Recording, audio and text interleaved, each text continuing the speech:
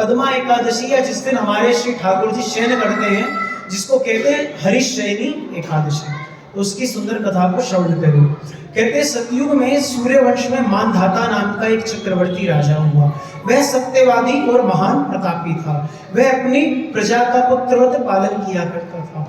उसके राज्य में कभी भी अकाल नहीं पड़ा। एक समय उस राजा के राज्य में 3 वर्षों तक वर्षा न होने के कारण अकाल पड़ गया। प्रजा अन्न की कमी के कारण अत्यंत दुखी हो गई। एक दिन प्रजा राजा के पास आकर प्रार्थना करने लगी, हे राजन, समस्त विश्व की सृष्टि का कारण वर्षा है। वर्षा के अभाव से राज्य में अकाल पड़ गया और अकाल से प्रजा मर रही है, इसलिए हे राजन, कोई ऐसा उपाय करिए जिससे प्रजा का कष्ट दूर हो। राजा मानधाता कहने लगा, वर्षा ना होने के कारण आप लोग अत्यंत दुखी हो रहे हो। वह राजा ने क्या किया, वह अनेक ऋषियों के आश्रम में भ्रमण करता हुआ अंत में ब्रह्मा जी के जो पुत्र हैं, जिनका नाम है अंगिरा ऋषि, उनके आश्रम में पहुंचा। वहां राजा ने घोड़े से उतरकर अंगिरा ऋषि को प्रणाम किया। मुनि ने राजा को आशीर्वाद दिया और कुशल क्षेम पूछा। राजा ने हाथ जोड़कर विनीत भाव से कहा कि हे भगवान, सब प्रकार में से धर्म का पालन करने पर भी मेरे राज्य में अकाल पड़ गया है। इससे जो प्रजा है अत्यंत दुखी है। राजा के पापों के प्रभाव से ही प्रजा को कष्ट मिलता है, ऐसा शास्त्रों में लिखा है। तो क्या मैंने कोई ऐसा पाप किया है जिससे मेरी प्रजा दुष्ट ऐसी भैया कष्ट को झेल रही है? जब मैं धर्म अनुसार राज्य करता हूं तो मेरी प्रजा में अकाल क्यों पड़ा? कहते अतः मुझे इस अकाल का कारण बताइए, साथ ही इसको दूर करने का उपाय बताइए। तो ऋषि मुनि कहते हैं, राजन, यह सतयुग सब युगों में उत्तम है। इसमें धर्म के चारों चरण सम्मिलित हैं, अर्थात इस युग में धर्म का पूर्ण पालन होता है। सतयुग में केवल ब्राह्मणों को ही वेद पढ़ने और तप का अधिकार था, परंतु आपके राज्य में एक शूद्र तपस्या कर रहा है। इसी दोष के कारण आपके राज्य में वर्षा नहीं हो रही। यदि आप प्रजा का भला चाहते हो तो उस शूद्र का वध कर दो। यदि इस पर राजा कहने लगा, महाराज, मैं उस निरपराध तपस्या करने वाले शूद्र को किस प्रकार मार सकता हूँ? तो आप इस दोष से छुटकारा पाने का कोई और उपाय बताओ। तो तब ऋषि मुनि कहने लगे, राजन, यदि तुम अन्य उपाय जानना चाहते हो तो आषाढ़ मास के शुक्ल पक्ष की पद्मा नाम की एकादशी का व्रत करो।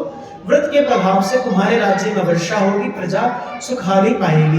यदि मुनि के वचन के अनुसार वह नगर में आए। उन्होंने विधि पूर्वक पद्मा एकादशी का व्रत किया। उस व्रत के प्रभाव से राज्य में वर्षा हुई, प्रजा को सुख हुआ। अतः इस मास की एकादशी का व्रत मनुष्य को करना चाहिए। यह व्रत इस लोक में पढ़ने से या सुनने से, कहते हैं, इसको परलोक में मुक्ति अवश्य प्राप्त होती है। तो श्री पद्मा एकादशी की इसमें एक छोटी सी कथा भैया आ गई है, तो आपको बता दें, सब ब्राह्मण देवता भी सुन रहे हैं। इसमें एक प्रसंग आया कि एक शूद्र सतयुग में तपस्या कर रहा था और महर्षि ने कहा, इस शूद्र को जाकर मार दो। तो क्या शूद्रों को तपस्या करने का अधिकार नहीं है? तो इसी प्रसंग में एक छोटी सी बात आपको समझा दें।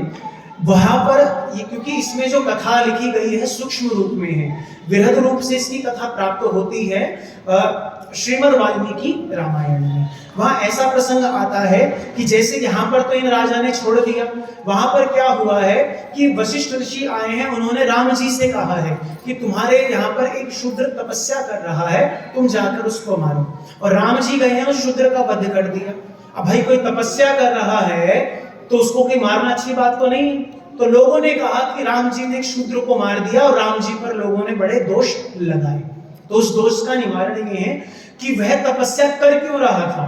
तो उसका वर्णन आया है, वह तपस्या इसलिए कर रहा था कि वह स्वर्गलोक की प्राप्ति चाहता था। स्वर्गलोक की प्राप्ति में कोई दिक्कत नहीं है, कोई भी तपस्या करे, लेकिन वो स्वर्गलोक की प्राप्ति अपने इसी देह से करना चाहता था। ये गलत काम था, क्योंकि स्वर्ग लोक में कोई भी इस देह से नहीं जा सकता।